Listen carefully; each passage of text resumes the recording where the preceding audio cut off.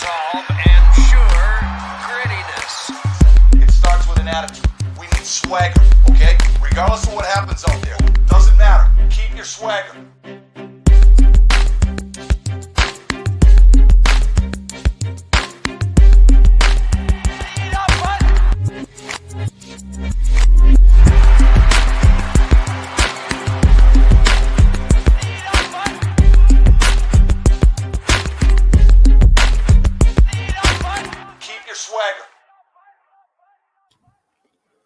Hello, everybody. Welcome to a special trade deadline episode. No real notes for this one, so we're just going to be kind of freeballing it. And what I plan to do is force myself to watch the trade deadline. Not that I really need much forcing because it's something I do every year. I'm always on top of it. I let my wife know, hey, I'm not going to be worth fuck all today. It's the NHL trade deadline.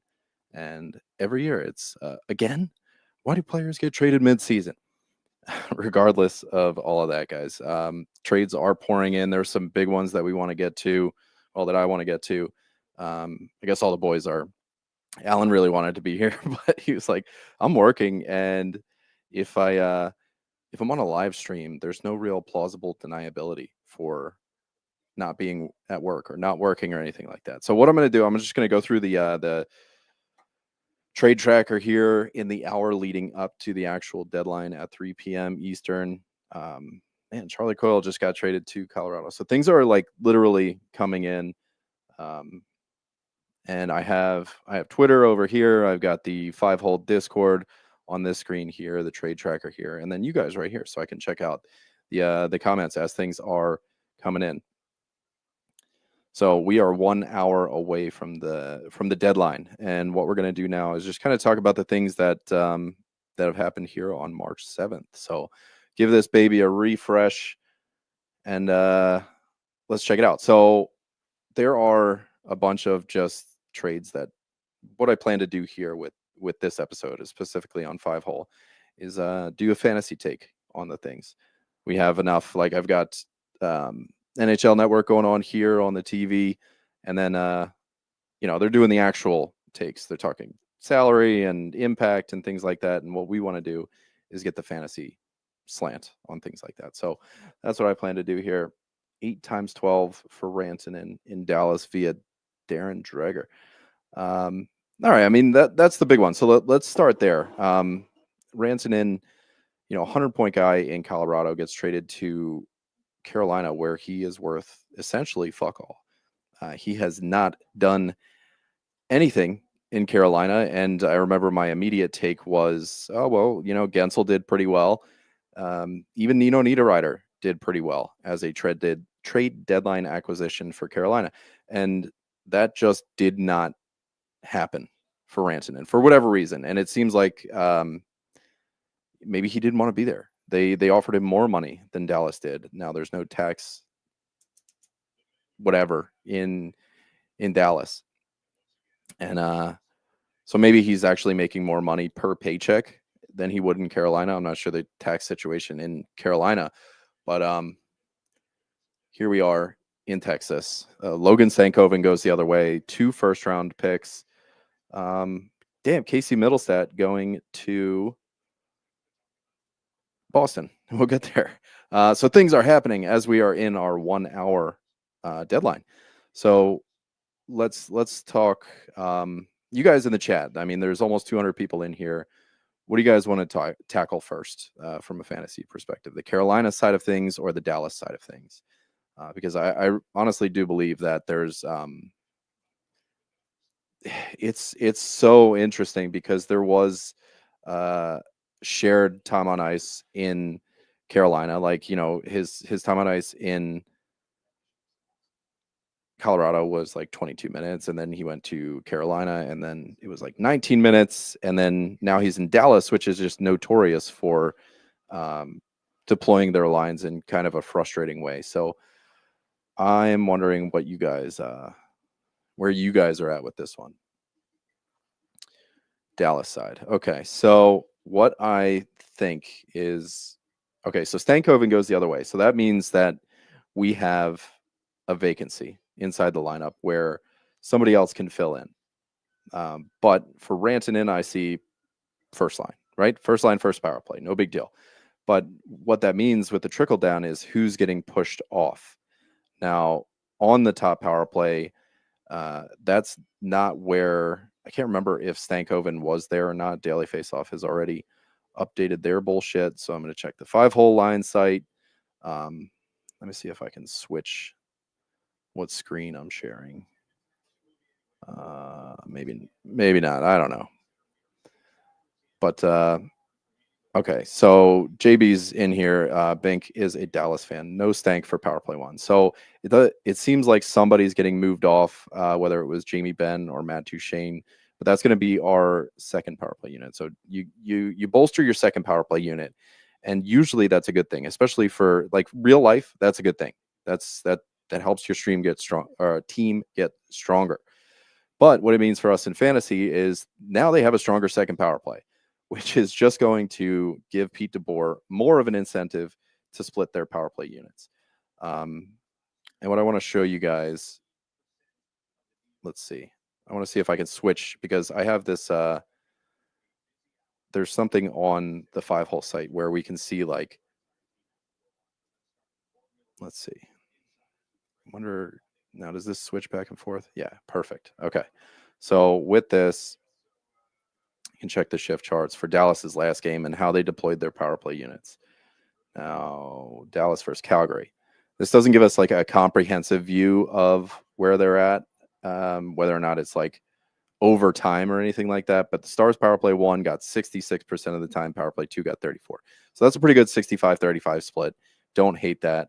It looks like Duchene was the guy that was the one that dropped to the second power play via daily faceoff. So what we see down here with these power play matrices is, you got your group of 5 guys who had the most power play time on ice. Looks like Harley got a minute 35. He's ranked number 1. Robertson got a minute 13. So it wasn't a heavy power play game, but it does show the groupings of power play units and the split of time that each team is going to get. And then with that, you get to see the split 65-35. So what I want to do now, I want to check out the most previous Dallas game versus the New Jersey Devils. Maybe they had a little more. Yeah, it looks like 75-25. Okay, so maybe things have changed, JB, if you want to chime in the chat, but has the time on ice split started to fade away? Looks like the line combinations 17-10, 18 minutes, 15-23. It looks like it's still pretty split in terms, like even your fourth liner is getting 13, 14 minutes, but the top 3 lines are all getting around the same amount of ice time, which is a little rough. Split has changed. The power play spot has changed the power play strategy up as of late. That's going to mean good news. So that's going to change my tune a little bit here on the power play deployment for Rantanen. Now, if he's getting 75% of the power play with guys like, Joe and Jason Robertson, that's going to be a rising tide, right? Like everybody should see an improvement, because Matt Duchene or Mikko Rantanen, which one do you guys want?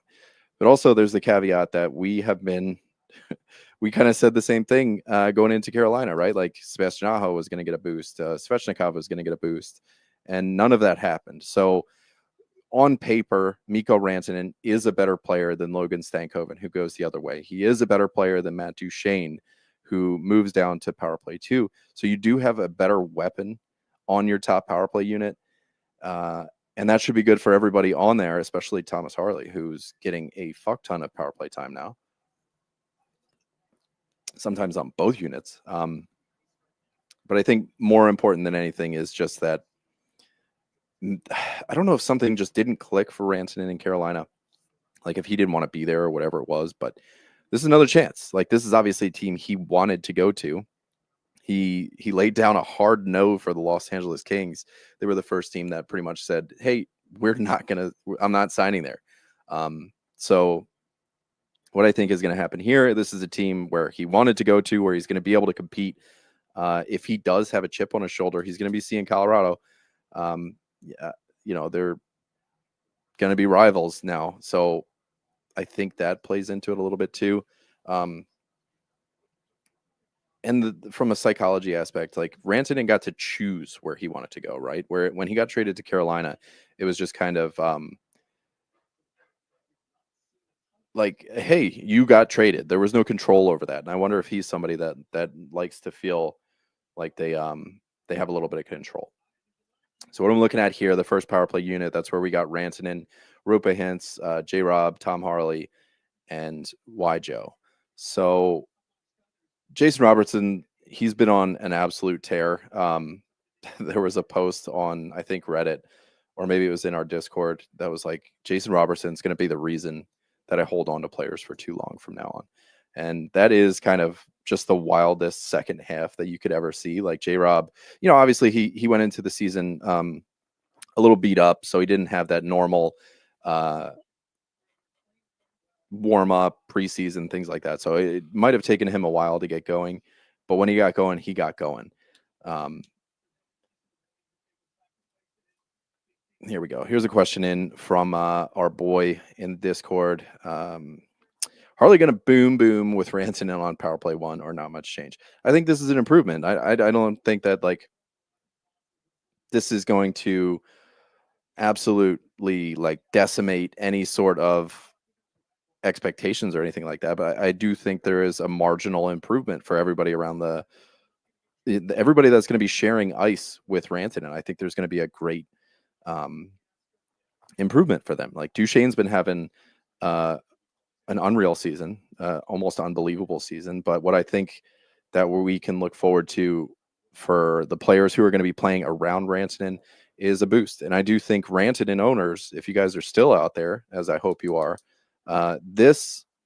because he was able to control where he was going, has the monkey off his back in terms of, am I going to get the contract that I want or whatever, or the term. 12 times 8 in Dallas was something that he signed off on. So there is control from his mentality, and maybe he feels like, I picked this place, I picked this contract.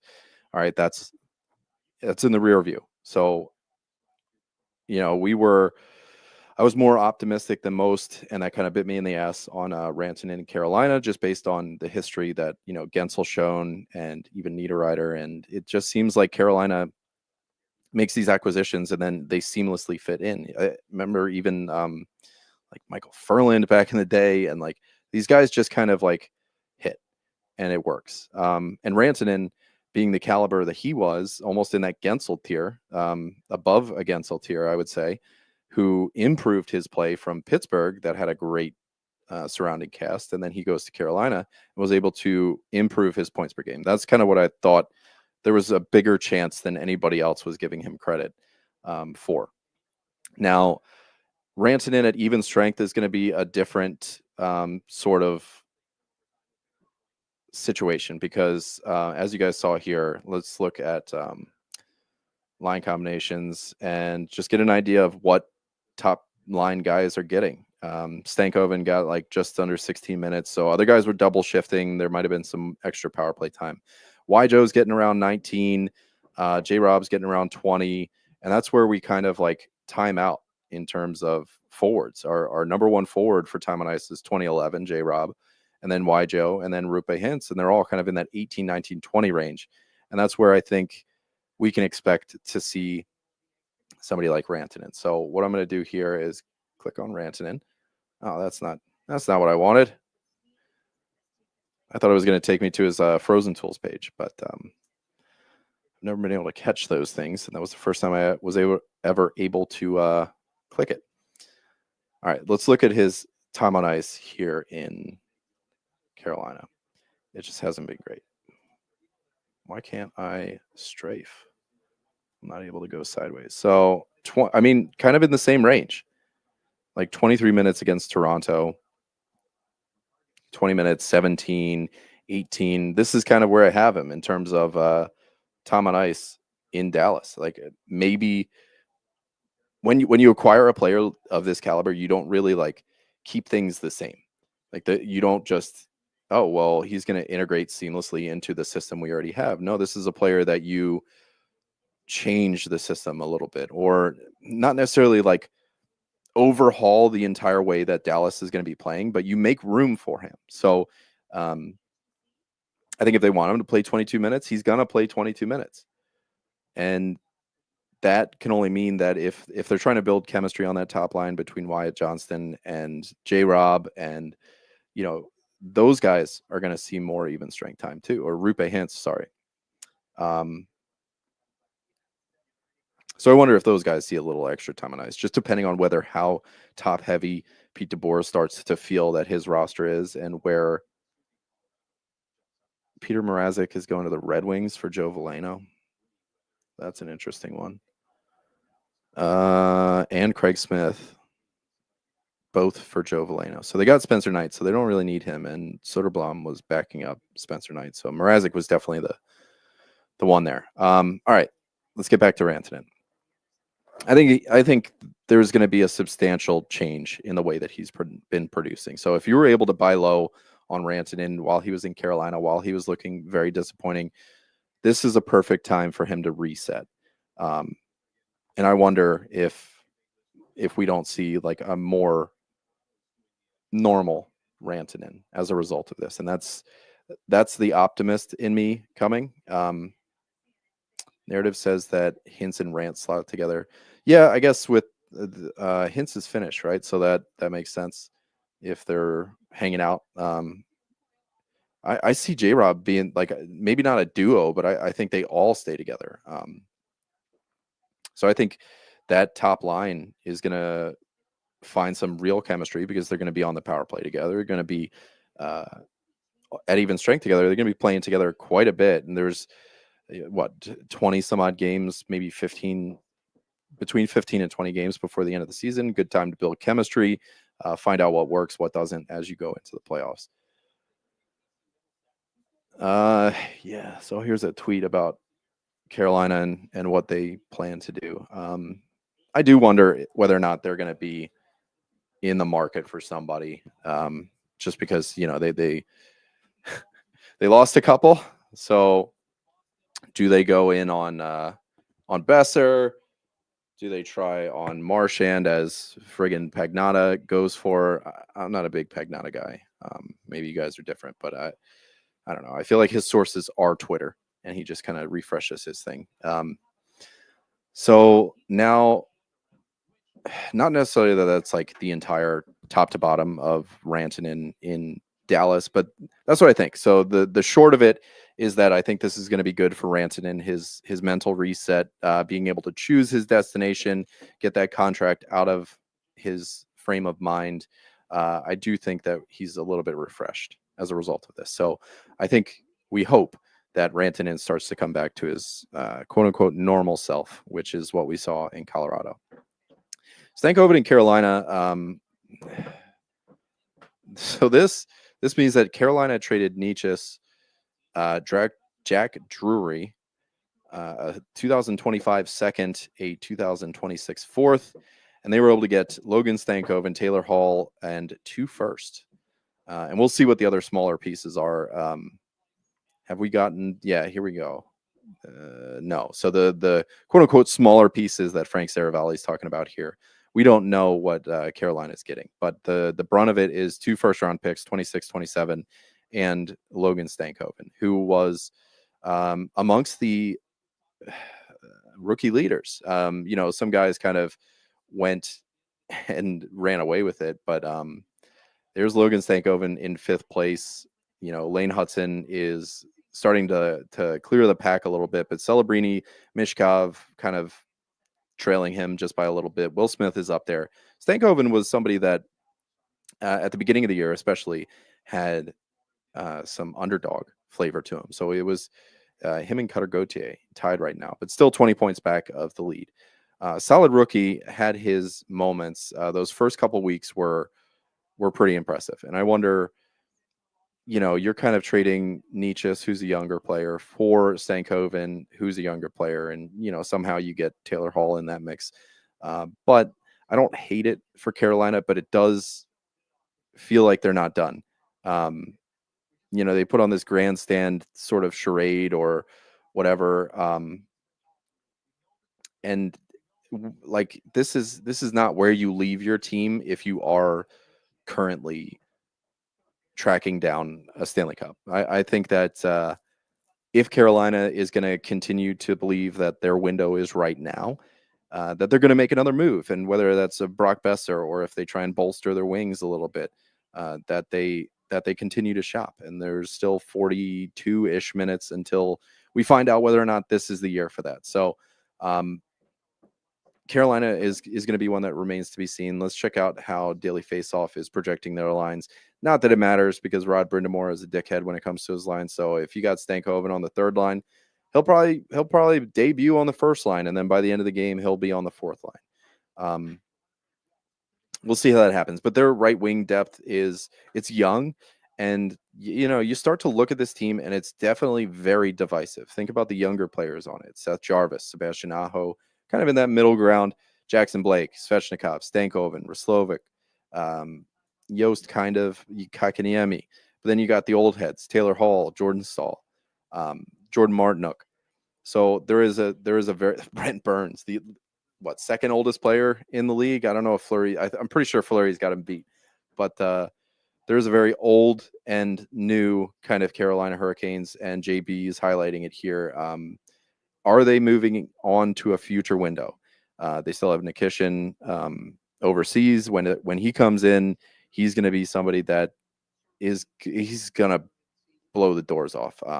Fantastic prospect. So I wonder if they are just setting their sights on that.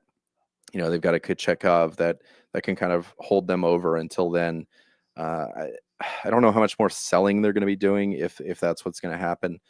I don't necessarily believe that they're going to become a seller all of a sudden and kind of forfeit where they are in the standings and kind of just call it a day. But let's check the standings now too, actually. Because I don't think, they're second in the Metro. 10 points back of the Washington Capitals, but you got the Devils, who are probably going to be moving their way back down as they lose Dougie Hamilton and Jack Hughes, depending on what they do today. But there's a bunch of teams who are kind of nipping at that wild card. So Carolina's spot in the playoffs seems pretty safe with under 20 games to go in the season for them. So I don't know that they forfeit this year. And that's not to say that this roster that I'm looking at right now is a forfeit. I still think there's a lot of talent that could be had here. And Stankoven definitely, it doesn't make them better when you remove Rantanen and you replace that with Stankoven. They've got 2 first-round picks. You do kind of fill that cupboard with picks, and you're like, all right, we have what we need if we're going to be a future team. Or you can flip those first-round picks for somebody like a Besser, who could probably seamlessly fit on that top right wing. So we'll see what they do. There's still a little bit of time left. I don't think it's going to be. I don't know. I don't know. So that's what I'm going to leave it at. For Stankoven, JB, Dallas fan here in the chat, says Stank's a solid player. Don't see him being consistently healthy at his size. He does make Carolina a very short team. They've got a lot of short kings on this team. Stoke T was a young gun sold instead of Bork and Bichelle. I'm with you on that.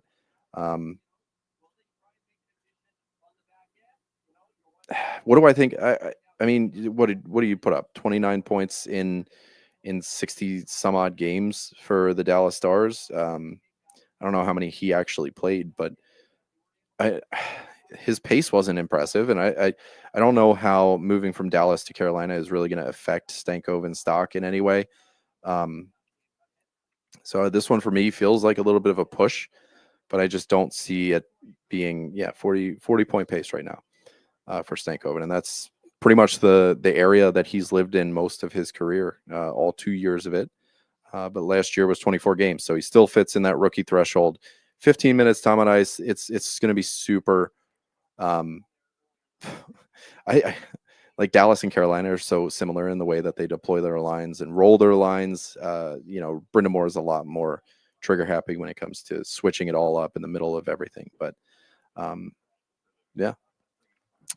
All right, that is not my final thoughts because we still have the week preview tomorrow. I'm on call today, so if I get a call in the middle of this, that means I got to go on a trip. So we'll see what happens with week preview. I should be set up for that. I'm gonna reach out to Maddie tonight, see if we start working on some notes and things like that. And we'll get into his take, my take on Ranson in a little bit more in depth. But those are my kind of gut checks here. If you guys want in the chat, let me know what's the next one we want to talk about. I feel like Cousins and Norris might be kind of the next most relevant, unless something is completely going over my head. There are a bunch here I want to touch on, like Wallman to the Oilers is going to be one worth talking about. But I do feel like, Cousins and Norris is kind of a very interesting trade. I know Ottawa, not that they necessarily, like, maybe it's a bad choice of words, but it feels like they've been ready to move on from Norris for a while. His name has been circulating out there in these trade rumors and things like that. And the same can be said for Cousins. I feel like it's a perfect fit, almost like that PLD for Patrick Laine, where both players, it just wasn't working out to the best of its ability. So let's try a new spot. And that's where Cousins and Norris are going to fit. DFO, I think they've got it pretty on the button here in terms of where Cousins is going to fit in Ottawa. He'll be a second line center. And I think the same thing for Norris. I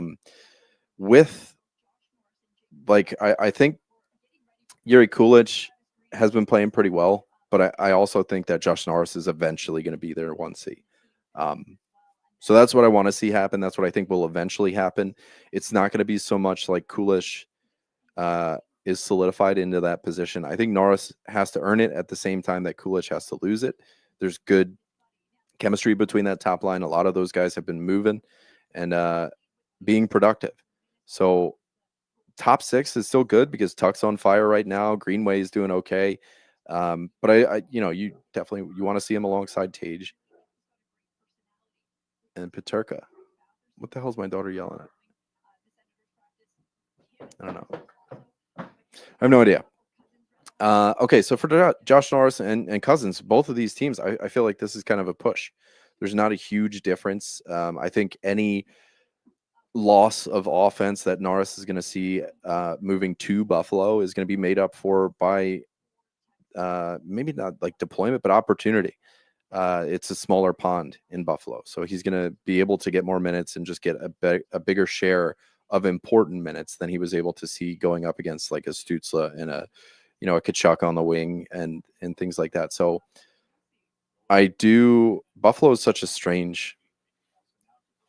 They're kind of an enigma in the way that like they're able to produce a lot of offense, but just not do anything with it.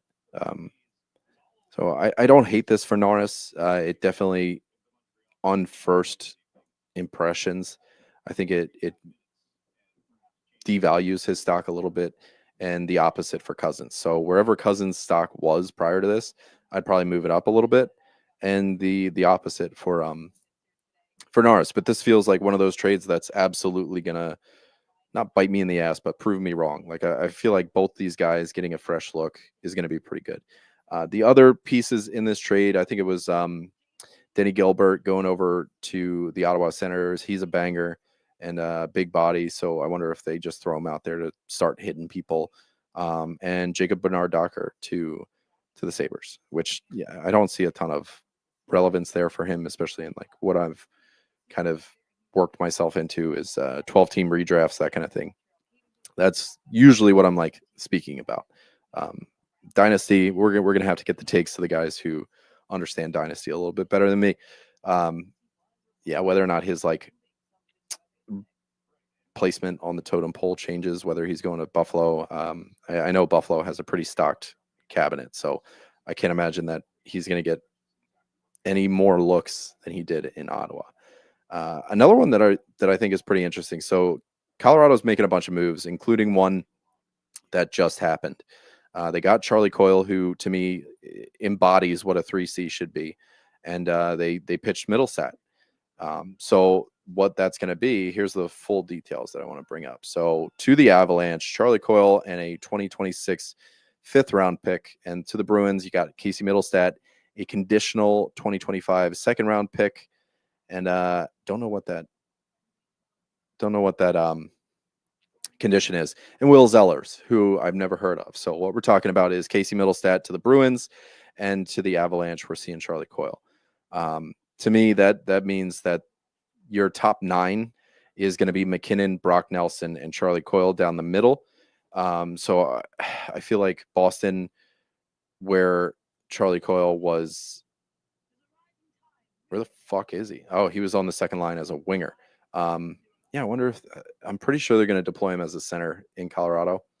So I don't know. Time and ice should probably go down a little bit for Charlie Coyle if you're somebody holding him.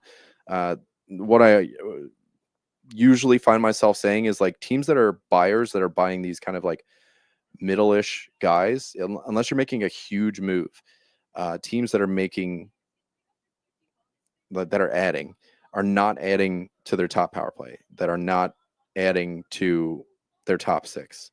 Obviously, there are some exceptions to the rule. Brock Nelson, I'd put him on the bigger side of a move, and we'll get into Kuzmenko in LA, but he is slotted inside the top 6 right now. So teams that are comfortably in it are making moves that solidify their bottom 6, that solidify their second power play, if that's what's going to be. But I just don't see teams who are number one competitive enough to already feel comfortable in a playoff spot. Like, that's a good team. That's not a team that needs to add anything inside their top 6. Teams that are that good have top 6s, have top power plays that are already performing to expectations. So I always kind of like urge caution when it comes to trade deadline day and making snap movements or snap decisions based on somebody getting moved. Charlie Coyle is not that he's that exciting of a name, but he's kind of a perfect example. Like, I think this is just a bolster of the bottom 6, and maybe a second power play spot. I wonder if, you're losing face-off prowess with Casey Middlestat on the second power play, and maybe that's what they're going to use Charlie Coyle for, or even Brock Nelson. So he's a center. He can take some face-offs. So we'll see if Charlie Coyle even gets power play time in Colorado. But for me, this one is a devaluation of Charlie Coyle stock. Casey Middlestat going back, I want to see how he could potentially fit in, because they had Charlie Coyle on the wing. Pavel Zacha has been doing pretty well. I wrote about him on Monday for Eastern Edge. And at that point, he had 13 assists in his last 16 games, playing pretty well. I don't see any movement from him on the top line. As a top line center, Elias Lindholm kind of embodies that second line center role. So I wonder if Middlestat isn't their 3C that moves Poitras out or over or something. Or maybe they just put Middlestat on the wing in Charlie Coyle's spot. We'll see what happens there. They did just waive Wahlstrom. So, they're not really, it seems like they're pretty set on these wings. Not that that's anything really to write home about other than David Pastrnak. So I wonder if Middlestat doesn't get some top 6 time in Boston as a right winger. Then that, to me, like if he's going from third line in Colorado where he hasn't been that great, if he goes into the top 6 in Boston, gets a fresh look, maybe he could be somebody that we talk about in streamer episodes and things like that. I don't see a long-term hold here or anything worth any intrigue. So that one to me is just kind of a whatever, The next one I want to talk about Wallman to the Sharks, because this one it's more interesting than anything that it's sparked kind of conversation.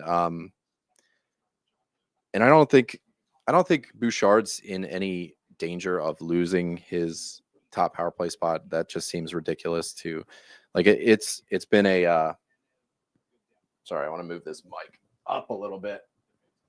That's been theorized out there, tossed around in the Discord, just kind of nobody really saying that's what's going to happen. Just like, hey, what if? And I don't think there's a ton of weight to that to that theory at all. Not even an argument. So to me, Wallman is just somebody that adds a little bit of offense to your bottom 4, depending on where he actually lines up. But what it does do is it opens up a spot in San Jose for maybe somebody like Liljegren to be on the top power play. Yesterday, they were running a 5-forward power play. So maybe they're not sold on Lily in terms of what they're going to do on their top power play unit. But right now it's a 5-forward power play. Toffoli, Will Smith, Eklund, Wenberg, and Celebrini. And Liljegren is your second power play guy. So we'll see if if he winds up moving up, if that 5 forward thing doesn't work out, and I just haven't really seen it ever work out long term. So just keep an eye on Liljegren. I wonder if he could get some like Wallman-esque relevance here in the waning days of the season. Yeah. In terms of what I think Wallman's going to do in Edmonton, I really don't see this as a top power play thing. And yeah, they don't even have him as a second power play thing here.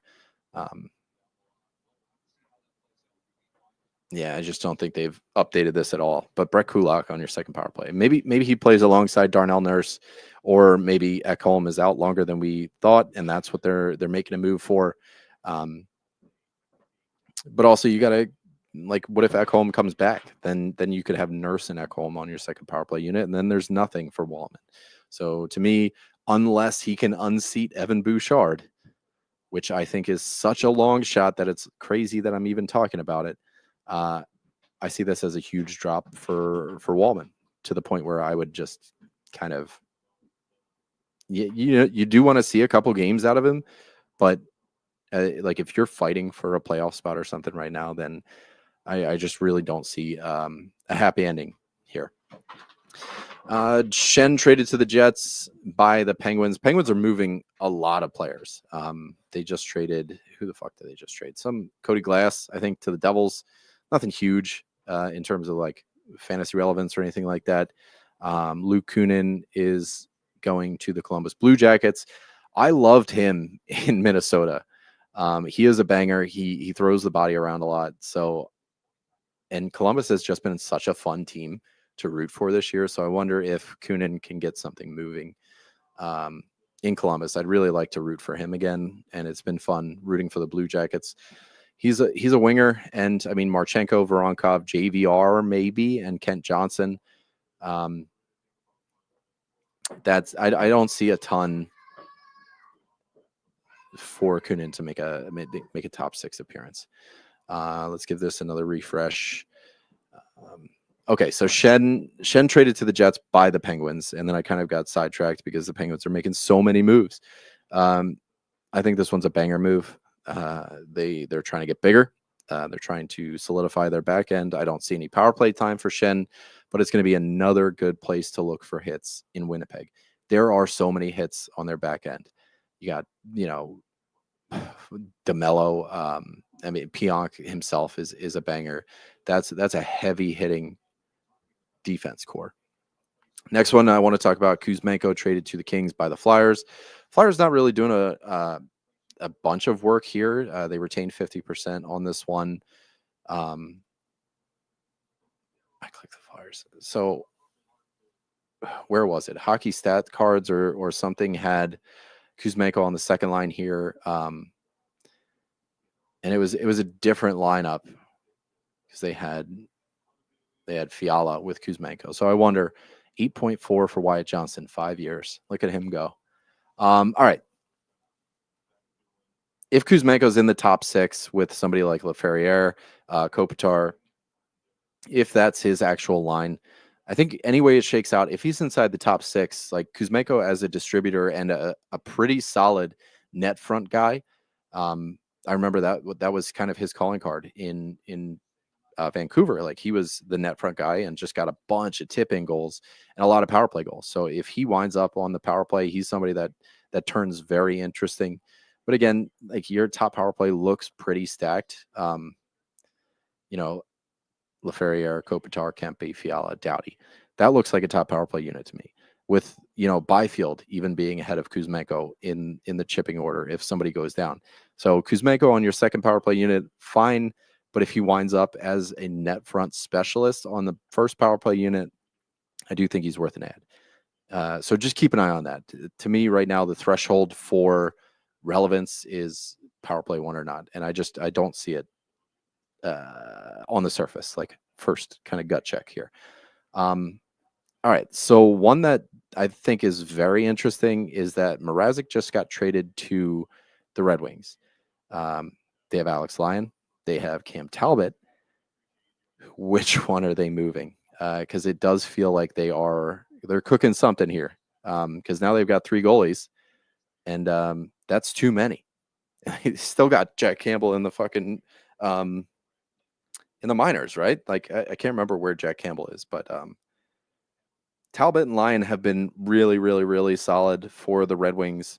Red Wings aren't exactly in a playoff spot or even in kind of contention for they're a couple points out, but the Rangers are chewing at it. The Senators are pretty good. I just don't see the Red Wings making a meaningful push for the playoffs. The same can be said for the Montreal Canadiens. So I wonder if they have kind of resigned themselves like, hey, we're a seller. Even though they are buying, but they're getting Craig Smith, which is super strange, giving up Joe Veleno, who just hasn't panned out, it seems. But what do you really want to say about these goalies? Like, is somebody making a move for one of Cam Talbot, Peter Mrazek, or Alex Lyon? The only one that stands out is the team that always stands out, and that's the Edmonton Oilers, who I wonder if they make a move for Talbot and just get a nice little reunion, since he played 70 fucking games for them back in the day. Talbot and Skinner would be pretty solid as a duo. You know, at this point, we're all pontificating. So I don't know what's going on there. Wait and see. But 3 goalies is too much, so I'm expecting the Red Wings to be doing something here. The next one worth talking about. Let's Beauvillier to the Capitals by the Penguins. Again, this is a team that is top of the standings for a reason. They are not making a purchase for their top 6 or for their top power play. So for me, Beauvillier is just depth scoring. I have him right with like Mangiapane as kind of a bottom 6, kind of just extra. Carson Soucy to the Rangers by the Canucks. I wonder if we're going to get some bad news about Adam Fox. Yep. Drieger traded to the Jets by the Panthers for Kaapo Kähkönen. It just seemed like they called up Drieger and then made a trade for Vitek Vanacek and then traded Drieger. So I wonder if Kähkönen is the guy that they're going to put in the minors at this point. Wait and see. Let's look for another one. Bunting. Okay, so Bunting to the Predators by the Penguins for Schenn and Novak. Then Schenn got flipped to the Jets. So tidy bit of work there by Dubas. You know, he was clearing all this cap space. I was like, fuck, he's really making a push for Rantanen. And then everything happens with Dallas and things like that. So 5 years, what was it, 8.4 for Wyatt Johnston, same agent as Mikko Rantanen, both in Dallas now. Again, tidy little bit of work from Jim Nill. This is one that I the boys talked about on the weekend preview. Alan's a Tampa fan, so I'm sure he's pretty stoked about Bjorkstrand right-hand shot, same as Michael Chaffee. And I wonder and believe that Bjorkstrand is going to be a top power play option. He is going to be I feel like that's such a good fit. Doesn't look like he played. That's the one where Kucherov got benched. Yeah, look at that big old empty spot. Man, what a bummer for Kuch. So for me, for my money, I think that power play is going to, you know, one of these guys is going to bounce. Man, this looks like a pretty solidified group to me, though. You know, obviously Hedman dealing with his, no, there's Bjorkstrand. So he got some power play 2 time. There he is. He's at the top. That's why things were strange. So Bjorkstrand yesterday, minute 15 to the top power plays, 3:26. So he, you know, second power play option. I really had him being that Mitchell Chaffee. They're both right-handed shots. So looks like this is, they're just bolstering their bottom 6. I really thought Bjorkstrand might be the one to break the mold on that, just because he has been a shot monster and could fit inside the top 6, where currently they have Brendan Hagel, Nick Cirelli, and Anthony Cirelli and Nick Paul as their not top line, but by way of time on ice, that was their top line. And then Point, Kucherov, and Gensel as your true top line. But the third line, Yanni Gourde, he's back. Good second line or third line center here with Gage Consalves. So and Bjorkstrand. I think there is upside for Bjorkstrand to move into that top power play spot. They have been really froggy with that power play, to the point where you Hedman down on the second line, Mitchell Chaffee up there. So I wonder if he gets a little bit of, gets a flirt or two up on that top unit. I don't see anything for Gord, but I do think Bjorkstrand there is pretty interesting. Vanacek to the Panthers from the Sharks. This move happened a few days ago on Wednesday. Nope, I don't think there's anything there. If anything, to me, this just means Bobrovsky is going to get more volume. That's all I got.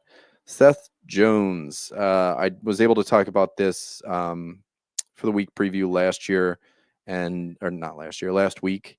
So I had a little bit to say on that, and then he went and he took some power play 2 time, and I think that's going to change because I think they are not sold on Seth Jones or not sold on Ekblad. I mean, they've been through 100 guys on that top unit, but Ekblad last night got almost 7.5 minutes of top power play time to Seth Jones's 224 for a 70-30 split of that power play. Yeah, that's crazy. Why is power play time on ice here twice? I gotta fix that. That was a pretty wild game. 3-0 win for the Florida Panthers. I think eventually Ekblad steps down and Jones steps up. So we'll see what happens. But that's my gut take. I did immediately think that Jones was going to be on that top line or that top unit. Just never came to fruition, at least not yet. So we'll see. Voronkov drop. That's going to need some context on that one, but let's get back into these trades. Anything else worth talking about? Let's go through my my Twitter timeline. I guess there's some smaller moves like Lawton in Toronto that, again, I feel like he's the third line center. There's not a ton there. Yeah, that's where I'd have him, and that's where I'd keep him. All right, let's see. Wyatt Johnston signs. There it is. 5 years, 8.4. Just scrolling through my notifications here. I've got all the insiders on notifications, and everything is about Wyatt Johnston. Middleset to Boston. We talked about that one. Luke Kunin in Columbus. I mean, I hope that there's something there. Urho Vakanainen, Vakanainen signs 2-year deal in New York. Rantanen, there's that. I mean, that's a big one, man. Still scrolling down here, boys. Cody Glass from the Penguins to the New Jersey Devils. That's a bottom 6 move if I ever saw one. What I am waiting for here in the final 15-ish minutes, like there's always a few trades that trickle through at the last minute. Like Brock Besser's name's been floated out there. Braden Shen, and I wonder if teams aren't like seeing what everybody else is doing, especially what Dallas is doing, and try to see. So what I'm going to do here is I'm going to look at the trade bait. If there is anything like that, I wonder if DFO won't be the first one to come up. All right, TSN. Let's move on that. So Brandon Tanev did get moved. February 21st. What the fuck? Is this even this year? No, Hannafin in Calgary. What the fuck? Okay. All right. This one looks real. Had Mikko Rantanen at number 1. All right. Brad Marchand. I don't think he's going anywhere. Brock Besser. I think he could get floated. And I thought his name was in play when Rantanen was not signed in Dallas. I wondered if, Vancouver didn't make a push for that. Ricard Raquel is another one. Rasmus Ristolainen, I don't think he's moving. From what I've heard, Danny Briere is looking for a first-round pick for Risto. And what did Luke Shen, who I think is better defensively, who kind of plays the same role as Risto, got a second and a fourth. So for Risto to warrant a first round pick. I just don't see it. Ryan Donato, from word out of Chicago, like I think the quote was like, somebody really needs to blow us away, because Donato's been like beyond on fire lately, and I thought that was just perfect for to shop. Like that would have been perfect for, like, hey, look how good he is. He should definitely be worth a first round pick or something like that. But it looks like they're trying to keep him, so he's going to stay. Kyle Palmieri, same deal. Through Twitter, they said we're going to try and work on a XYZ contract for you, and we want you to stay. So they're working on that. Ferraro is another one. I don't think there's a ton of like big names out there that are like worth like fantasy relevance. I think Braden Shen is one of those names. I think Brock Besser is one of those names. Ricard Raquel could be one of those. I just don't think, I mean, Dubas has been really froggy today. So I wonder if Rickard Raquel goes anywhere. And I think, Pettersson could, I do think Vancouver is going to do something big and stupid today. So Pettersson getting traded wouldn't be out of the realm of possibility. Buffalo moving Alex Tuck, I don't see it happening. But again, I'm not an insider, so maybe there's more moving. John Gibson, I'm pretty sure he just got hurt, so I don't know if he's really up there. Ryan O'Reilly is a name that I've heard floated to the New Jersey Devils. And Barry Trotz has made nothing but bad trades over the last few weeks, so I wonder if he doesn't move somewhere. If Pittsburgh can move Erik Karlsson, that would be enormous. And Trevor Zegras, his name is literally always out there. So I don't see a ton out there.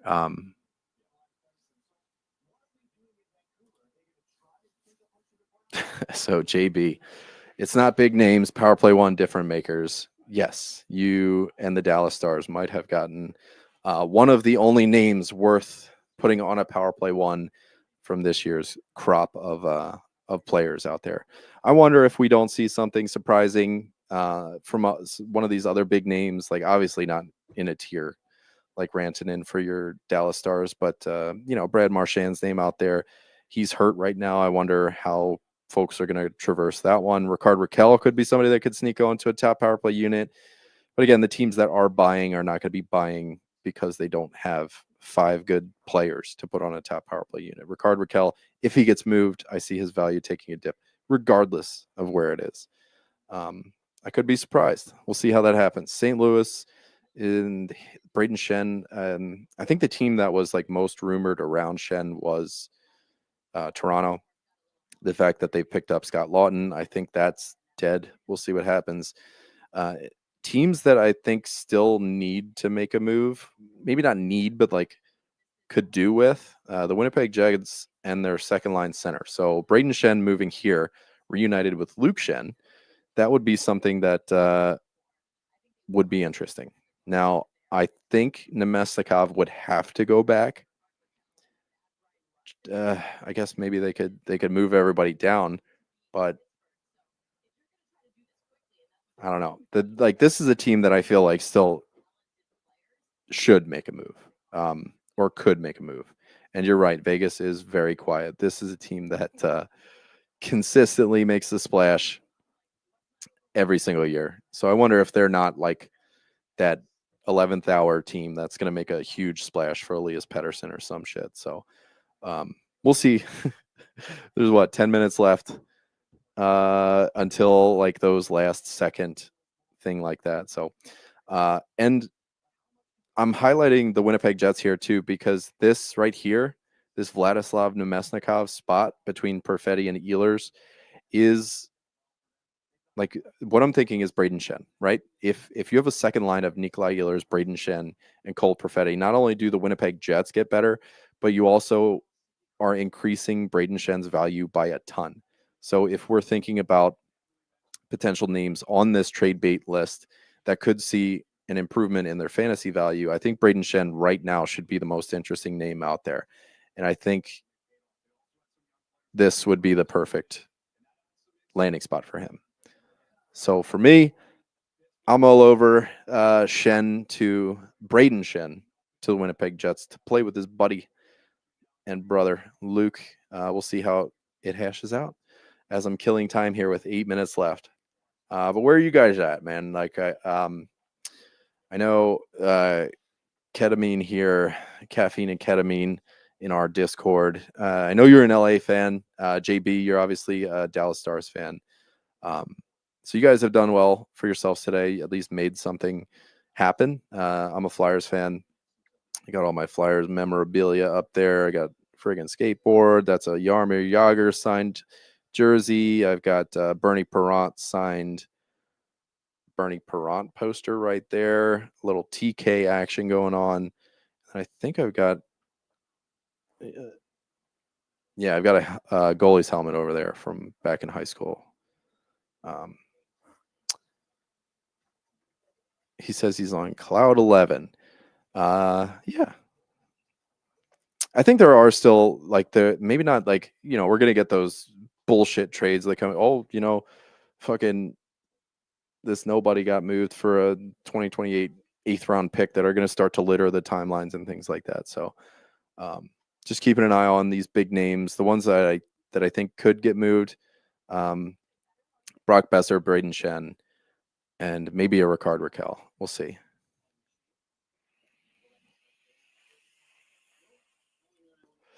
Alan, what's up, dude? I also loved how Brisebois handled that presser. And I agree with him too. Like, if you have picks, you can use them on 17 and 18-year-olds who ... maybe are going to be somebody good, or you can flip them right now to make your team that is good right now better right now, and get an asset that's like a known quantity, like an Oliver Bjorkstrand. They did the same thing with Hagel. They did the same thing. They have not given a shit about their picks for a long time, and it's gotten them consistently in the playoffs and consistently at the top of the table. So this is a team that I love the way they do business. It's going to hurt. They're going to be a very Penguins-esque sort of demise when everybody starts to age out, but that's not going to happen for a couple more years. And as even the guys that they're buying, I know Bjorkstrand's no spring chicken, but he's also not old.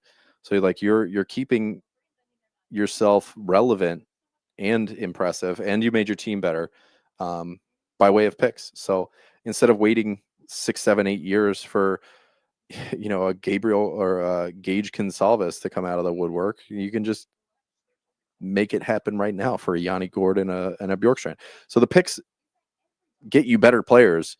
It just depends when you need the better players, right? So you use the first right now to get a better player right now, or you can use it to get, I don't know, and all his picks are going to be late too. So, I mean, this is a good team. Well, I mean, what are you going to get, a 22nd overall pick or Oliver Bjorkstrand, who is probably what a 22nd overall pick ceiling is just 10 years in the future? I don't hate it. And I think it's ridiculous. Folks were kind of giving him shade for that, because I think there's a lot of merit in using your picks to make your team better right now. That's exactly what he did.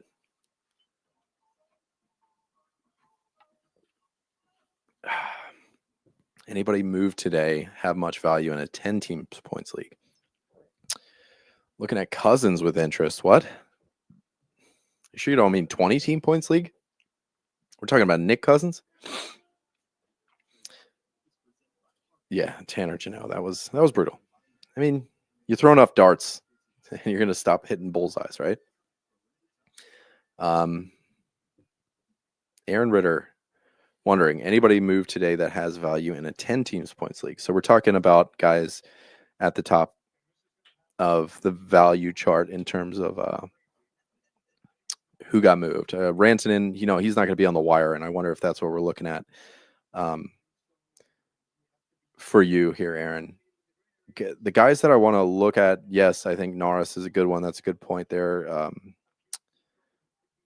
And even Cousins, because I do think Cousins is kind of set to almost like a powder keg. But between the two, yeah, I'm with you. I think Norris is has a bigger portfolio of relevance. 2024, 23 moves, and the NHL record is 32. 23 trades today. We'll see what happens. Yes, I think Brock Nelson's another good one. In terms of where he was in Long Island, on Long Island, I do think his value jumps a little bit, but I think also, like, I think he was closer to one of the big dogs in Long Island than he will be in Colorado. So he is going to be with better players, but I also think his chance at the best opportunity is going to get moved down. So I wonder if his value is almost a push. But I could see this one turning pretty good. Like, this one gives me Kadri vibes more than anything. Like, he's almost the best second line center that they've had in a little bit here.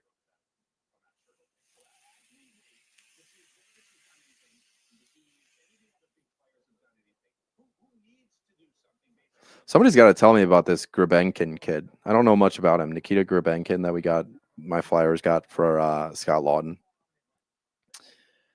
Think he's a big dog in Colorado? I wonder. I think for me, like, how I'm defining big dog is just who's on a top power play unit. Braden Shen stays in St. Louis. That is from Andy Strickland on X. So I wonder if, man, I wonder what, if anything, Winnipeg's going to be doing. Looks like the Habs are done from Frank Zaravalli. They're not going to be doing anything trading one way or another. Did not trade Joel Armia. Did not trade David Savard. All right, JB. Mitt's gone. Rant's gone. Nishushkin's gone. This also implies that Mitt was a big dog to begin with. So I think, Brock is a bigger dog than Middlestat, but Middlestat wasn't really in that big dog conversation. Lehkonen has been pretty fucking solid. Oh God, Golden Knights just tweeted hi. So here it is, the photo finish. God, you guys got to go follow my buddy Jeff, NHL Trade Alert. It's pretty much like game day tweets for trades, without all the bullshit and things like that. So give him a follow, see what's up. All right, is Brock Nelson a big dog in Colorado? Yeah, I mean, I guess, but I think he was a bigger dog in Long Island, and that's kind of where I have him. Being in the top 6 absolutely gives him relevance in that 10-team points league that we were talking about for Aaron. Second power play, I don't know. I mean, it is what it is. He is with Nuke. He's with Colton. I think that's pretty good. Looks like Donato's staying put in Chicago, it looks like, from Scott Powers. Any other names that moved that are kind of big names? I guess Kuzmenko, like I was saying earlier in the show, you might have missed it, Aaron, but if Kuzmenko finds himself on the top power play in LA, the Hurricanes and Penguins are closing in on a Ricard Raquel deal. That's from somebody. Chris Johnson on TSN had apparently said that. So I think that's a solid one. Does Raquel get any more relevance here? Hearing Brad Marchand could be traded to Florida. Hot fucking damn, boys. That's a pretty interesting one. Wowee. All right. No extension for Besser in Vancouver. The Canucks are done. So it looks like Besser is staying put. But let's talk about whether or not Brad Marchand is going to get traded to Florida.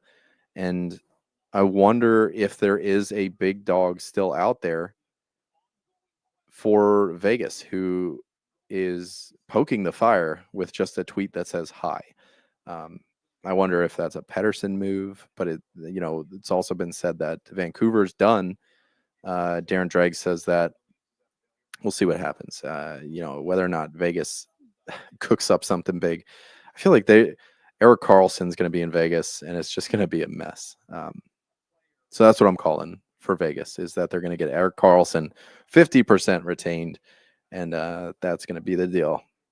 Canucks retained Brock Besser, no moves coming. They're done for the day. All right, so the Canucks are out. So Pettersson's not moving. I'm waiting for any sort of confirmation about Brad Marchand in Florida, if that's going to be a real thing. I'm going to turn up Trade Center here, guys. Sorry about the audio quality. I mean, Marchand makes sense because they're going to be without Kachuk for a while, so that makes sense. I wonder if Brad Marchand, again, going back to that 10-team league, I don't think he's going to be out on your waiver wire or anything like that, or a move to Florida is going to spur anybody. Like if your trade deadline hasn't passed already in fantasy, nobody's going to give you a cheaper deal on Brad Marchand on the Florida Panthers than they were on the Boston Bruins. This does kind of like signal that maybe the Boston Bruins are finally fading into the night. We'll see. I really want to know what Vegas is doing. I'm sticking with my prediction that it's going to be Erik Karlsson at 50%. I think Dubas has been so froggy today that he's cooking up something really, really big. I wonder what they're going to get back in return. Here I am just like talking about it like it's already a thing. But yeah, we'll see. Here it is, 304, and we're going to see what comes through.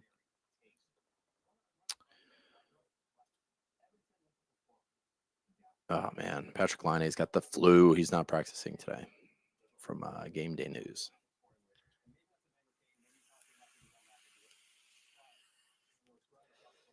Yeah, if Marchand, if he winds up in Florida, that's going to be another big dog that moves. And to me, that's an easy Kachuk replacement until the playoffs. So for us in fantasy, you're going to have Marchand inside a top 6, potentially on a top power play, because they've been flipping Samoskevich up there. Verhaeghe's seen some top power play time. If they need somebody who's like solidified, that's where you're going to have your Brad Marchand. Is that going to move Samoskevich down, who's been playing pretty well and good underlying stats, things like that? Yeah, absolutely. It's going to be, where does Marchand fit? Is he a top line guy or is he a second line guy? You already have kind of that grit with Sam Bennett on the second line, so I wonder if that's something. Yeah, Brad Marchand is going to Florida from Pierre LeBrun. So there it is.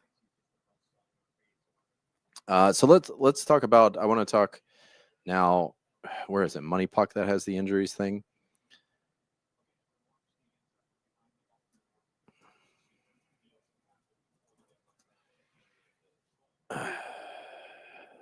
Oh, don't they have the .htm? Yeah. Okay. So Brad Marchand, when's he expected back? Pretty soon. Upper body injury, last played March 1st. He's missed 3 games. They're predicting 1 extra game miss. So that'll be travel time. And yeah, that is an arms race. And yes, JB, we got to talk about the Rickard Rakell. I mean, again, unconfirmed, but if Ricky Rax is going to Carolina, I think this muddles up their top 6 even more. Martinook, Blake, Rakell's one of those guys who can play any position. So I don't know if he's going to be moving Jackson Blake down, Jordan Martinook down, if he's going to be playing center. Where does Stankoven fit? Is he a top line guy? I think at any given moment, these guys are going to be on any given line. That's how Rod Brind'Amour runs his life. But I feel like Ricky Rax is an easy top 6 guy, probably a second power play guy. Again, we'll see if Jackson Blake or Jack Roslovic happens to move down, because I do think there is room on that top power play. All right, Frank Zaravalli says the Canes are done for the day. So I don't know if that Ricky Rax thing is happening or not. But that was from an unconfirmed source who said the Hurricanes and Penguins are closing on a deal for Rickard Rakell. Said that Chris Johnston said it on TSN. I have TSN on, but I didn't hear it. So we'll see. I'm very interested to see what the Bruins are going to get in return. Not that there's like, a ton of interesting pieces left in their prospect pool. But I met Aaron Ekblad. I wonder. We'll see. I'm just making shit up here. I wonder if he's somebody that's gonna, because I'm pretty sure they don't want to pay Ekblad next year. We'll see what happens. I think they've got some pieces they can move, but I just don't see a ton in their prospect pool. It's probably going to be a pick and some other shit. So we'll see what happens there. But yeah, I do think Marchand winds up inside that top six, potentially on a top power play, moving Mackie Semaskevich down at all strengths, which would mute or delete his relevance entirely. For Marchand, I think this is great just because, Florida's a team that is doing what the Bruins used to do. So we should get a little bit of relevance out of Marchand the rest of the way. The Shushkin's on the top power play unit in Colorado, guys. Lekkonen's on power play 2 with Nelson, Colton, Girard, and Taze. So a little bit of an update there. That's interesting. The Leafs are getting Brandon Carlo. Don't care. All right, but here these trades are starting to trickle in. I guess the insiders are getting the phone logs and things like that. Maybe it's on the media site or whatever. So we'll see. Damn, is Brandon practicing in Dallas already? Oh no. Property of Boston. New guy 92. I don't know who the fuck that is. Get out of here. Oh shit. I just closed out of my Twitter. No. Make it come back. There it is. All right.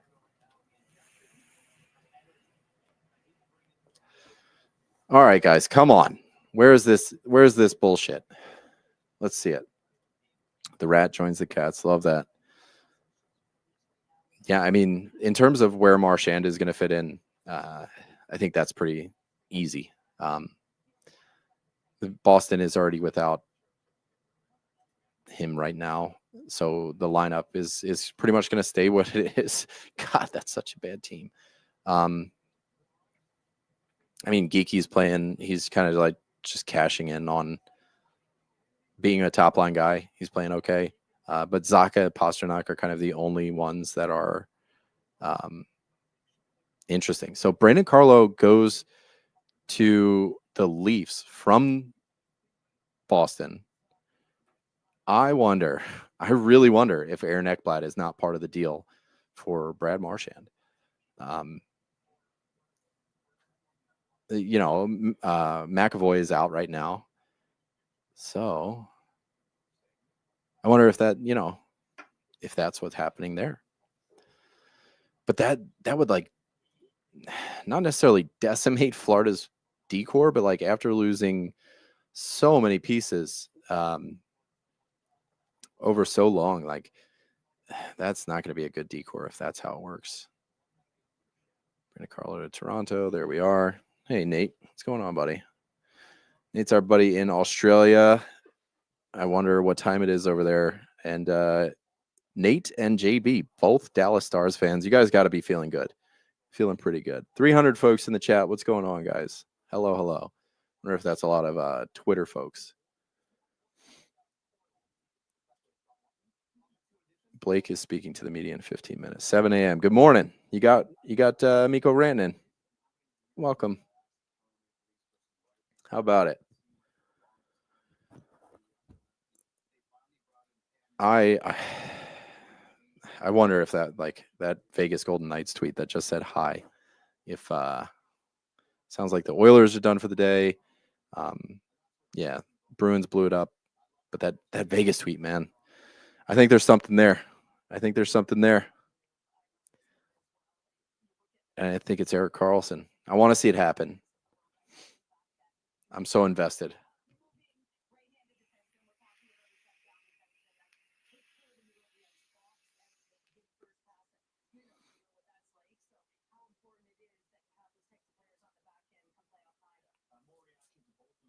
Yeah, Daily Face-Off. They are tweeting Verhage, Barkov, Reinhardt, Marchand, Bennett, Kachuk.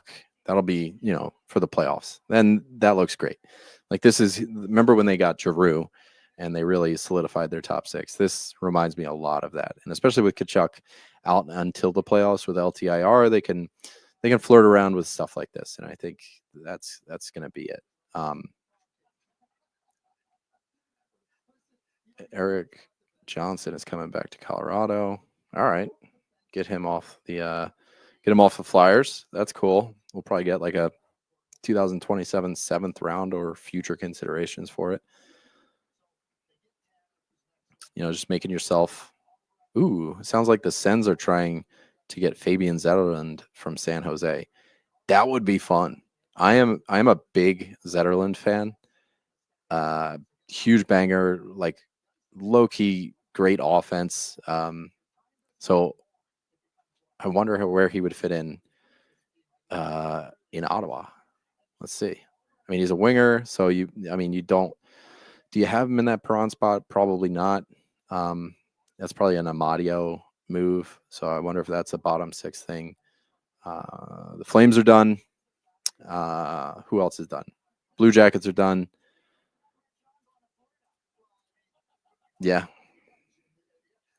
Craig Conroy has said they wanted to use the cap space, but there were only opportunities for 2-year retention, which they didn't want to do. So there were only opportunities for 2-year retention. I don't know what that means. Whether they were like planning to sell or planning to buy. Because the Flames have been a surprising story this year too. Yeah, I want to see if Zetterlund winds up in Ottawa. It's always so fun to stream these Ottawa guys, and I think Zetterlund is such a good under the radar player. Ottawa is doing some strange things. Like Cousins is a banger. If he gets moved, he can bang around. So him and Zetterlund would be fun. Not necessarily together because I think Perron and Batherson on either side of Cousins is going to stick. We'll see. Would you keep Marchand in the 7th round now? I'm not sure. Is Marchand, is he a rental or does he have term? I'm not sure. Like if he has term and he sticks in Florida, then I think he's worth maybe not keeping in the 7th, because if I remember, you have like a keep 4 or something. I don't know if he hits the top 4.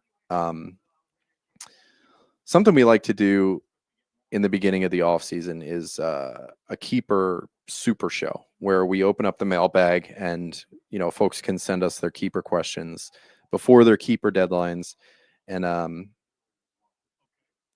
then we answer the questions live on air. So I think once your roster is finally taken shape, we can do that in the off season. I don't remember what the rest of your roster looks like there, CK, but I wonder. So yeah, Marchand would be a rental. That's what E here says. So I wonder. Utah has traded Shea Weber to Chicago. The fuck? Okay, so that's just a cap move. But they also get Victor Soderstrom, Aku Ratu, not A2 Ratu, who I think is still in Vancouver. Shea Weber for a 6th round pick. So that's just money moving around. But Soderstrom, back in his Arizona days, had kind of a not like high upside thing, because I think no, it wasn't Valimaki who was there, but there was like another high. Maybe it was Dursey. I forget who was there that was kind of ahead of Soderstrom in terms of like their totem pole for like future top power play, whatever the fuck. But Fraser Minton is part of the deal for Brandon Carlo. Are you fucking kidding me? We couldn't get him for Scott Lawton. I'm pissed. I guess the Blues aren't doing anything. No, I think they're done, man. What did I see? There was something about them potentially being done. Canes are done. Braden Shen stays in St. Louis. Maybe that's what I read, but I don't know that the St. Louis Blues are done. Snake or Ollie BJ rest the season. That's a good one. I think I'd probably stick with OBJ there. But I think Stank is going to get like intermittent time where he's like super relevant.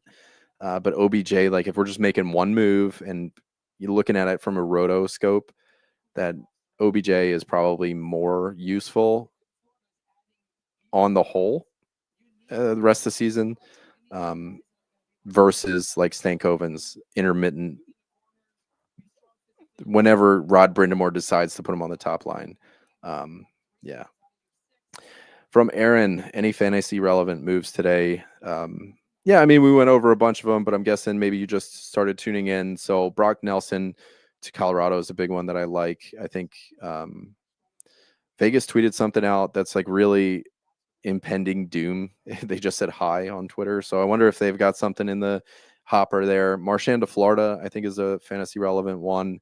Kuzmenko to LA is going to be one that I'm monitoring pretty closely. If he gets top power play, I think him as a net front guy is useful. It's going to take a lot for him to earn that spot. And I mean, like, for somebody on that top power play to have to move down, because I do think he'll need to leapfrog Quentin Byfield in the pecking order for next up on top power play. But I think for like middling sort of waiver wire value, he obviously gets more value going to the LA Kings than he did have in Philly. I think Cousins and Norris both have an opportunity to make a ton of moves, like just find themselves again in a new spot. I think Cousins is really going to excel relative to where he was in Buffalo. And I think the same can probably be said for Norris, because I think he's going to get a bigger bite out of relevant time on ice and that pie there. Trying to think back. I want to see what. I wonder if Detroit has anything in the hopper too. Like they have 3 goalies now: Mrazek, Talbot, and Lyon. So what are you doing? I think there's something still waiting there. We'll see what happens. Trying to think if there's anything else. I think Wallman moving to Edmonton opens something up for maybe Timmy Liljegren to get some time on the top power play in San Jose, if that's anything. It looks like Fabian Zetterlund is going to the Senators for Zach Ostapchuk going the other way. So a little 1-for-1 going on there, depending on, maybe there's some periphery stuff. But I like Zetterlund in Ottawa if he gets some top 6 time. I think he's somebody that's been interesting in San Jose. And if you throw him into Ottawa, who's got a little more at stake and going to be pushing, that's what I really like to do. Like during these kind of dog days of the fantasy season is Buffalo sends Yoki Haru to Boston. Okay, so they got another defenseman. So maybe it's not Ekblad going from Florida. We'll see. What was I talking about? Oh, I like to focus on teams that are like in the wild card race versus teams who might, like, you always like to believe that teams are competitive, that they're not going to give up. Like it's the sportsman type thing. But like if you're the Florida Panthers and you clinch the division tomorrow, are you really going to, like, I don't know if you're going to be playing 100%, like you're just going to be playing for seeding against whoever you want. Right. So I like to focus more on these wild card teams. Like I think Detroit's going to be one of those, like if they wind up selling, who did they sell? I'm pretty sure they pitched out somebody.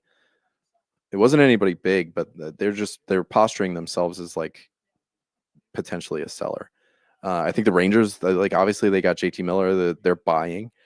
So they're going to be in the hunt a little bit. So focusing on these teams, Ottawa is where I'm going to circle back to with Zetterlund here. Teams that are like heart and soul putting everything into every single game just to get into the playoffs. Somebody like a Zetterlund, even if he winds up on the third line, he's going to get a little more relevance than he had in San Jose, in my opinion. I don't know if there's anybody else Yeah, Zetterland to Ottawa. There we are. Over under games on Norris re-injury. Yeah, that's yeah. I mean, they always get hurt. They're going to be busy in Buffalo. Yeah, I mean, re-signing Zucker, and they've already got Greenway. Now they've got Norris. There's going to be some sharp doctors and sharp surgeons. Man, I really want to know what Vegas is doing. Maybe they're just trolling. We'll see.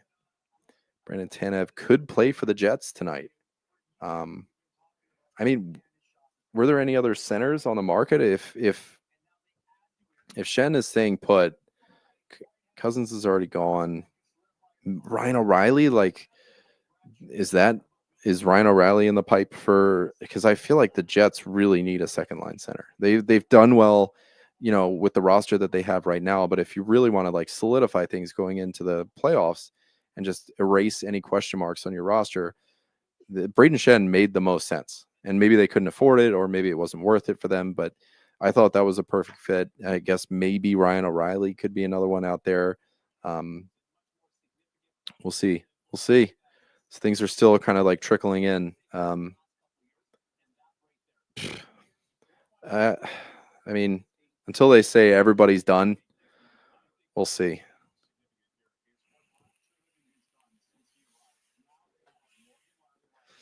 I mean, I'll say it again. Pagnotta, he's a fuckwit.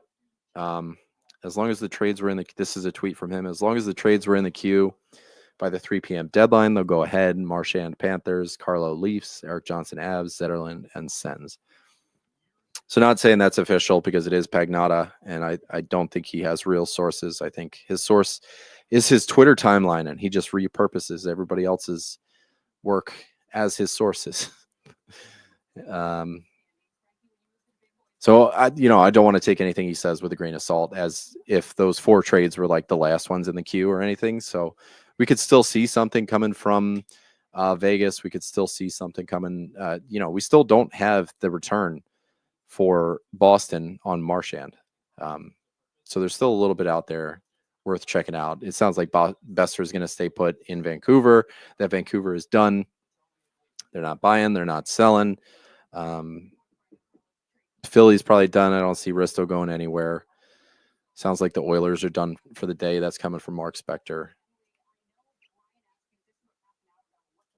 What's going on? Like, my timeline's not refreshing. Very strange.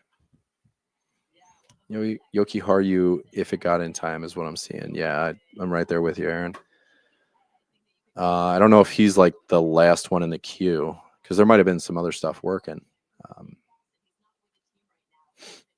But I wonder, I feel like Vegas being quiet is nerve-wracking. You know what I mean? Like, they've got something cooking that just hasn't hit any of the insiders.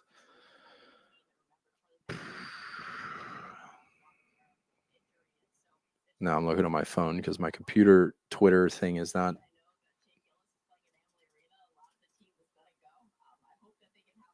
All right, there we go. It's back. Oh, Nikita Grabenkin is pals with Matvei Mishkov. Yeah, I got to learn more about this kid if that's what we're getting for Scott Lawton. Mackenzie on TSN says Leafs wanted Braden Shen, but Shen did not want to waive his no trade, so they pivoted to Scott Lawton. So it sounds like they were trying. 38 minutes ago, Vegas Golden Knights just says hi on Twitter, and that's. I mean, maybe they're trolling. Maybe there's something there. We'll have to wait and see on that.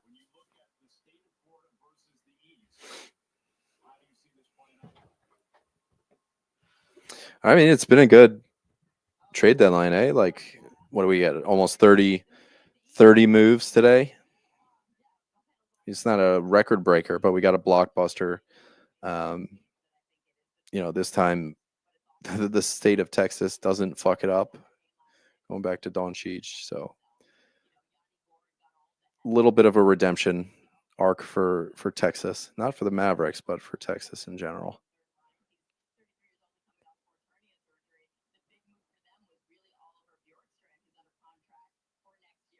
Yeah. Okay. So Fabian Zetterlund to the Senators for Ostapchuk. That looks like it's the final deal there.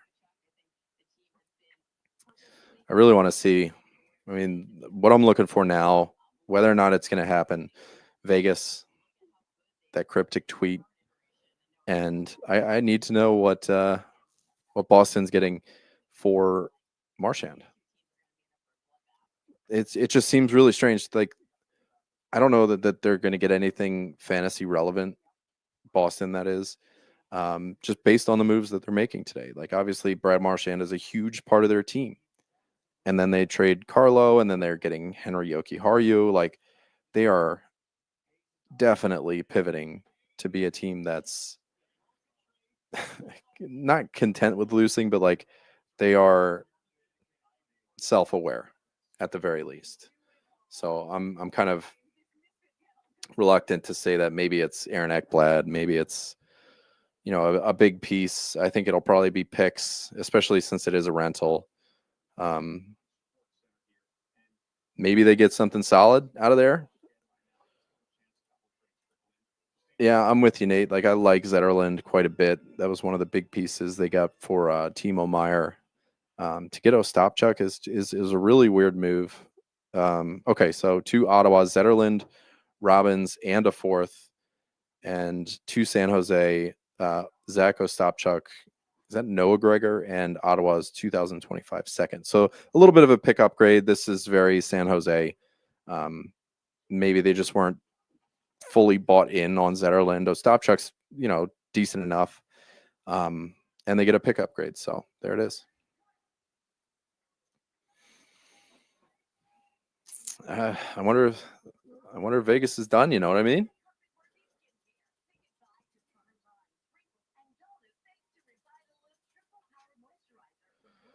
I'm not getting anything. Everything seems to be log jammed up. But if we're talking about this is not a bad trade deadline.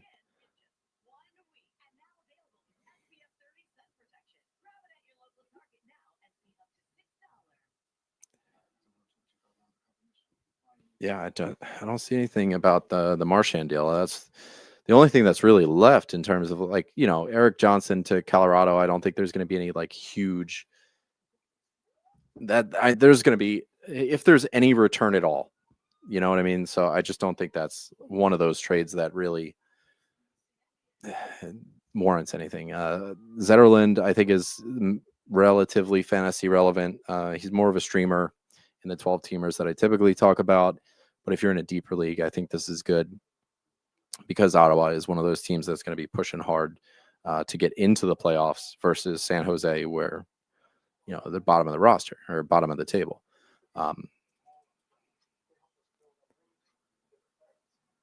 Yeah, the Bruins kind of blew it up today. So, I mean, Fraser Minton for fucking Brandon Carlo is nuts. And that, if Minton for Lawton was a hard no, I guess they really need defense. I don't know. The Leafs this year are I feel like they're positioned better than they have been any other year. Yeah, Fraser Minton is part of the deal to Boston. So Boston is definitely pivoting to be more of a builder. Minton quickly becomes one of their best prospects, right up there with Fabian Lysell. And man, I can't believe if they were a hard no about Lawton. I wonder if Minton was part of the deal for maybe they just had him valued higher, like maybe with a Braden Shen deal, they would have done it. But Scott Lawton, I mean, I don't hate it.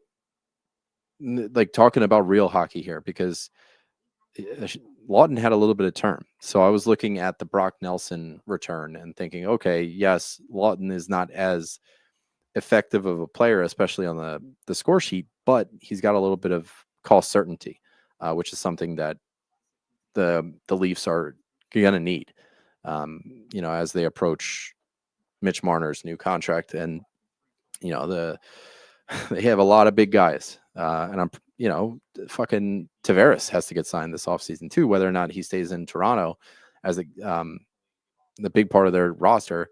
it's going to be for a lot less than 10 mil. So I wonder if, he isn't. I don't know. I just wish we could have got Minton. Really weird.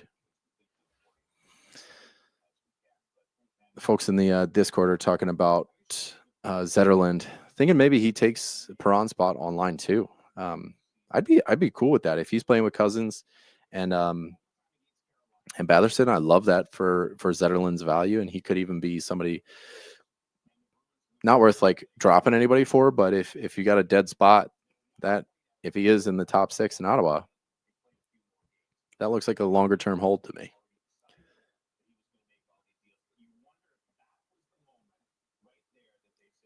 All right, let's see.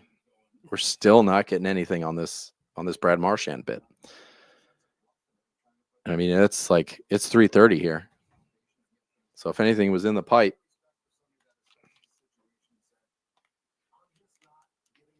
really ought to be maybe not done by now, but it should be fucking close, right?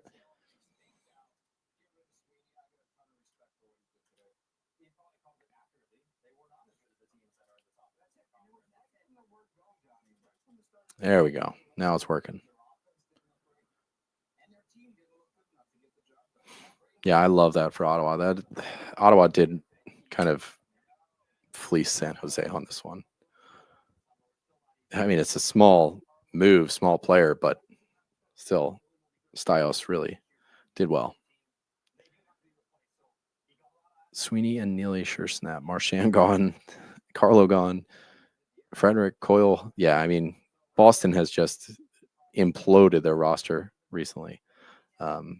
Trent Frederick to the Oilers, Charlie Coyle to Colorado. It's a fire sale. But yeah, Fraser Minton is a really good ad for them.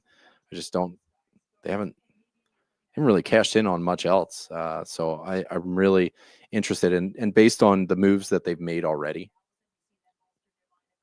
pretty sure that what they're going to be getting from Florida for Marchand is going to be in the form of picks and prospects. And Florida, let's see, cap wages.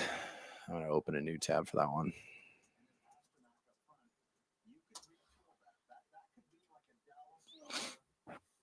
All right. 2024 was, maybe it just hasn't caught up yet. Yeah, a lot of things happening there. So I'm looking now. I want to see like what prospects they could potentially be moving. Steves is one. Sachin, I could see him going out. Sardev is, somebody who used to have and could potentially still have some value, but I know Sardev was interesting a couple years ago. So I really do think it's just going to be some of this nonsense. Yeah, especially if Florida is trying to. It really does seem like they're pivoting a little bit to maybe not like. I feel like they're done being relevant right now, and they're done.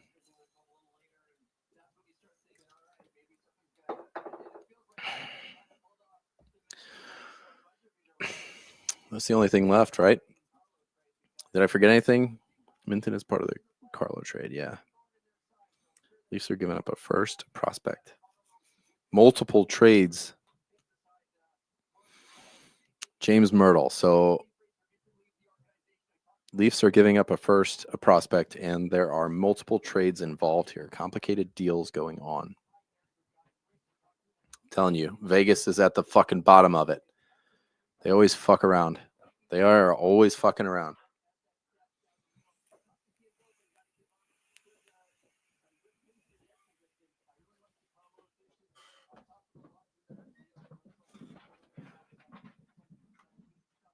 My wife's home. She just picked up our one of our nieces, Kutcha. Took him home. I guess Adina is busy.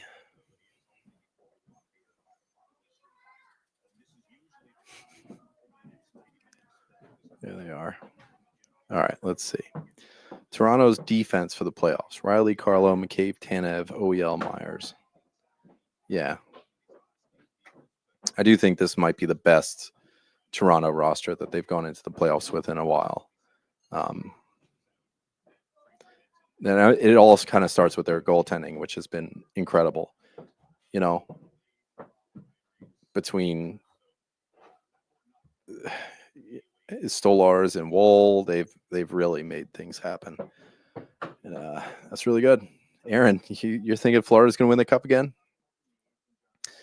I know, like using that LTIR, not like glitch, but hack or exploit or whatever you want to call it. It's becoming pretty popular. It seems like a lot of teams are doing it. We got that with what's his name, Evander Kane up in Edmonton. Not necessarily like they didn't make any moves that like really took advantage of it. Colorado, obviously, with Brock Nelson and having Landeskog on LTIR is one. But I don't know. Do you really think? Yes, in the playoffs, like Kachuk's definitely going to be back probably day one of the playoffs, and they're already close to clinching as you can get. So, what is with this, man? This shit will not refresh. Dallas is with Sagan. You're right. Yeah, Dallas is using the LTIR hack. Everybody is. So it's I mean, you get one team that does it and then that's it. Okay, so Raquel stays in Pittsburgh. So all of that about him going to Carolina was bullshit. But still, I'm telling you, Vegas is at the bottom of it. And they're doing something with Pittsburgh. I'm telling you. And it's going to be Erik Karlsson, 50% for fucking all the first round picks. It's going to happen. I want to see it.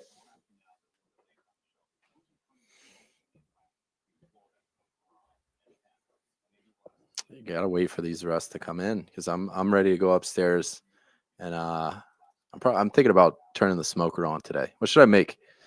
Smoked pork shoulder, which should take probably too long for dinner.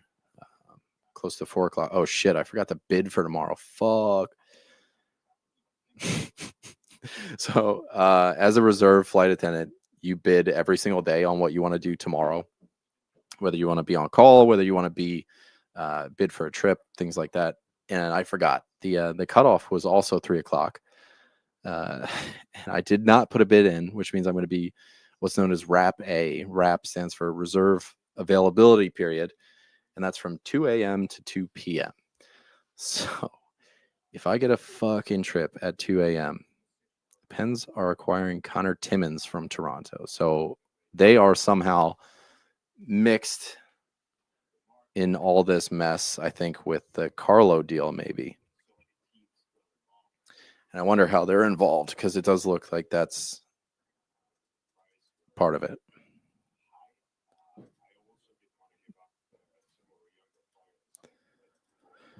Let's see. Daily Face Off. They just tweeted some bullshit. All right, this fucking Twitter app here is it really sucks. So I'm just gonna do here.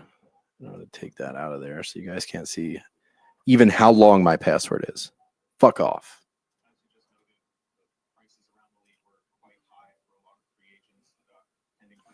All right, now we can do it.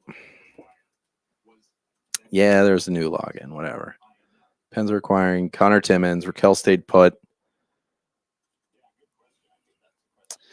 I really want to know what Vegas is up to. I'm telling you, there's something. And this feels like a lot longer of like usually the trades that are stuck in processing at 3 o'clock are usually like out by 3:15, right? Like 3:45 now, and nothing has come out. This seems like a long time, doesn't it? Am I the only one that's like feeling that? It feels, maybe it's recency bias, but I don't know. Feels like a really long fucking time. trade bait board. So let's see. Where's the NHL trade tracker? Is there anything in the hopper? Kunin trades the Blue Jackets. I guess all these are the ones that are like confirmed.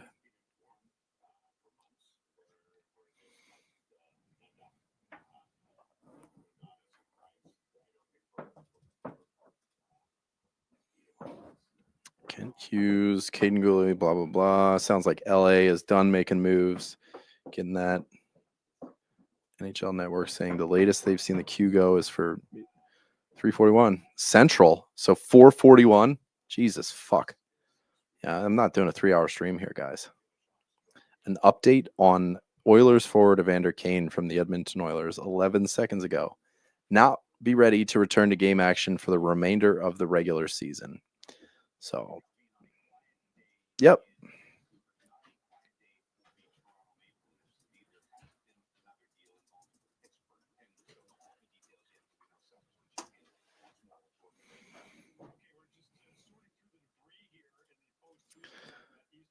Didn't they offered Brant Clark as part of the Rantanen thing, or at least that's what the rumors said, right?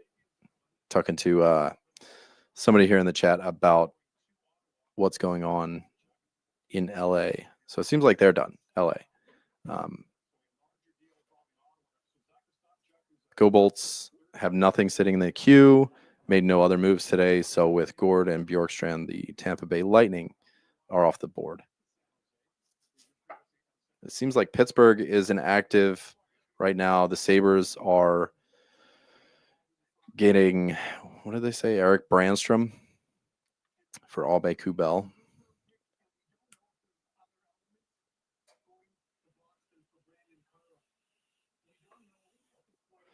So that, I don't even know. Like, Aube Kubel used to be a Philadelphia Flyer.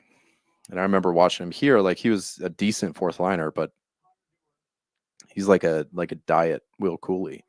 So I think that's just roster reassurance. Like, that's an insurance. I don't think Aube Kubel sees any actual NHL time in the regular season, at least.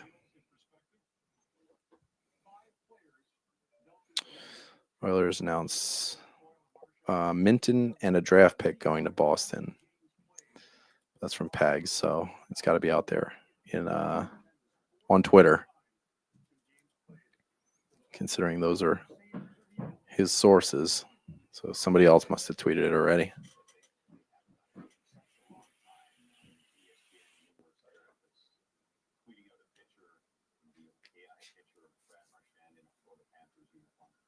Yeah, the only things I really want to see right now are the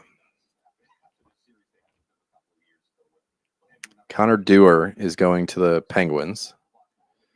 Fraser Minton is going to the Bruins, and the Leafs get Brandon Carlo. There's some sort of retention happening somewhere, and that's where we're at. Damn, Dewar and Minton on the move, all for Brandon Carlo. That's insane. And a first-round pick. That is expensive for Carlo.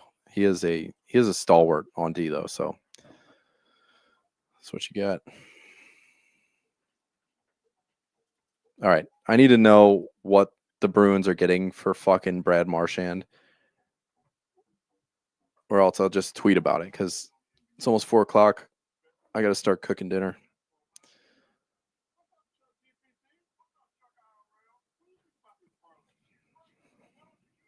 Yeah, it really does. I mean, CK in the chat here saying Minton's got a bright future. Just based on that, like what Boston is acquiring today and has acquired for all of their just what they're doing, all their moves up till today. It really seems like Buffalo's starting Boston is starting to recede and take their place. They've already aged out. Zach, Raj, and I have been saying for years that Boston's done since Bergeron retired and Krejci and the old guard went away. So, all right, let's see what What do we get for Eric Johnson? Giovanni Smith. All right, whatever. I really thought it was going to be future considerations or something.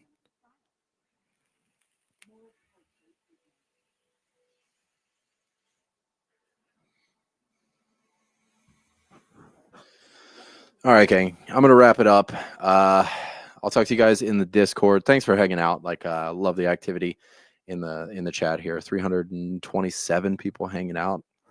I imagine a ton of you guys are on the Twitter. If you guys want to find us in the Discord or on YouTube, sub over there. I'll be doing the week preview tomorrow, as long as I don't get some sort of trip that fucks me up and keeps me out of that.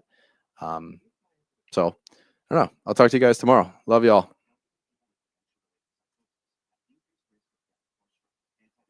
Yoop, yoop.